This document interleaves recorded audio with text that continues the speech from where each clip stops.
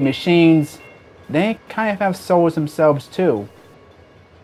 We drive our personal cars every day. We wash them, we clean them, we give them names. It's kind of like it becomes part of your soul. Machines are destructive, powerful, beautiful, and elegant all at the same time. If you do listen to them, you will hear them speak or hear them breathe if you listen carefully.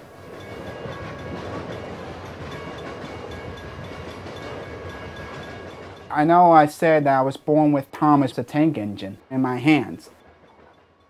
Probably when I was just about learning to walk, maybe at the age of, between the ages of 3 and 4, that's probably when I was introduced to Thomas, and just like a lightning bolt, it struck to me that I like trains.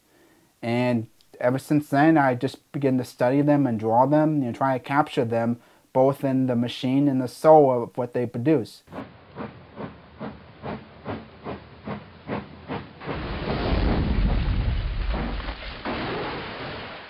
I have Asperger's. It's a disability. As you notice, my speech stutters, and sometimes my letters might confuse with others.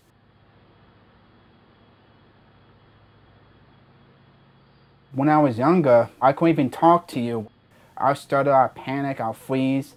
So that was a really hard time for me growing up, with kids always making fun of me and not always feeling in the right place.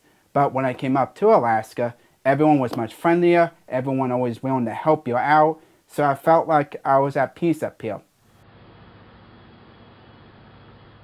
I was born and raised in Jackson, New Jersey. I lived there for the first 22 years of my life.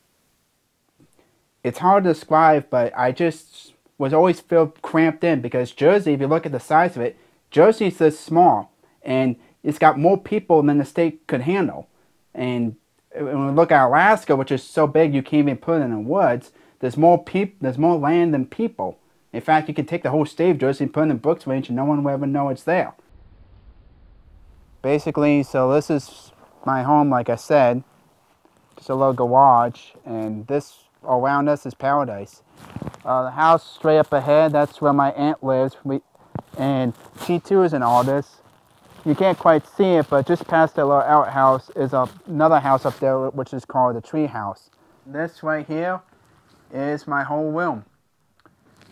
My bed is right over here. This is where so-called the magic happens, where I draw. As you can see, yes, everything is a little discombobulated, but, you know, as an artist, I do things my way and the way I want to do it. And basically, you know, got a little fridge, a little microwave, all my artwork on my walls, and this is where I just chill, relax, and like if I had a rough day or something ain't going quite right, you know, I'll just come here, you know, pop a movie in, or do some drawing, or watch a funny video from YouTube, and just relax. I first went to Ocean County College in New Jersey. I did that for 3 years. It was supposed to be 2 years, but got into a terrible car accident, which did change my life because I was injured. And in a lot of ways, after I recovered and finally graduated, that helped me pursue life itself, because all it takes is just a blink of the eye, and then before you know it, your life can change. So how did that change you? Both physically and mentally. I mean, I was in the hospital for almost 2 weeks. It tore up my ligaments. I was just trying to help a stranger, and I just was in the wrong place at the wrong time and just got hit. And once I finally recovered, I mean, my ligaments were completely screwed, so it took me 6 months just to regain, to even walk again. And through all that, I kind of expressed my pain in some ways in the drawings, but once I kind of stopped feeling sorry for myself, saying it was just an accident, I kind of relieved the pain and just let it fall right through. Because if you just rely on the past, you're not living your life. Some of the drawings came from real life events, like for example, the one with the big tidal wave coming at you. That's the 64 earthquake that happened here in Alaska on March 27th, 1964. This one was actually based on a true story. I learned this in a Skagway while I was working there last summer. Basically, a steam engine was trying to help a long freight going up the White Pass, but at mile marker 15 in Alaska, encountered a rock slide which knocked the helper engine and 3 cars 1,000 feet into the ravine, which killed a father and son crew, unfortunately, all the way down. And they say the locomotive is still down there to this day because it's such a remote area. When I heard about this story, I thought, how can I capture the moment where all of life is just slipping away, that you're going to face this doom, that you know there's nothing you can do?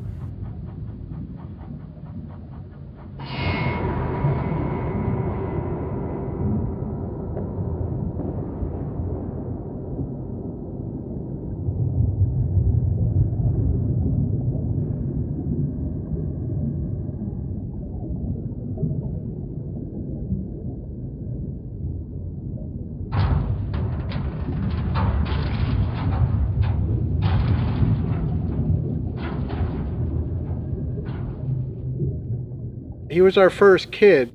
We always had a lot of little kids in the house at Ryan's age.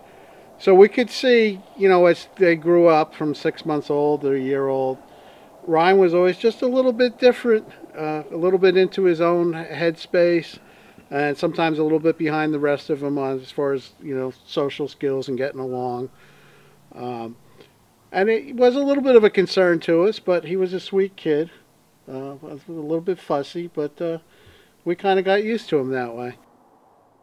At the school, at one of the child study meetings, we had heard at the meeting a word that neither his mom or I had ever heard. They said, well, he might be autistic. We didn't know what that was, never heard of it. So we went home and we talked about it.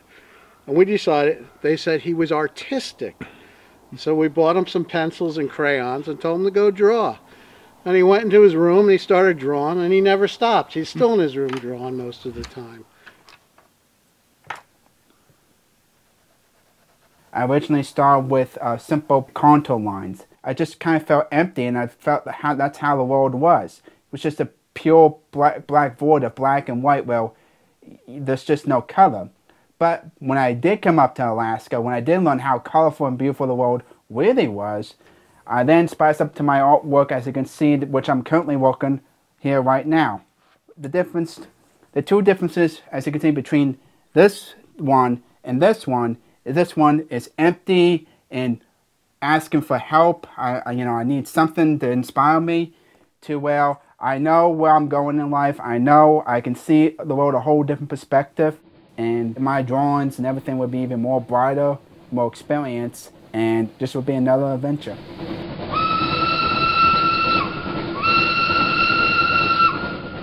My goal for the next 5 years is to get more experience in driving machinery and getting to know Alaska by traveling a lot. And then maybe one day, if I find I like it go, maybe start a family. But, you know, I can't predict the future. Might go north, might go south. We'll see. I'll see where the compass directs me. But I'll say right now, the future looks bright for me, as long as I keep on track.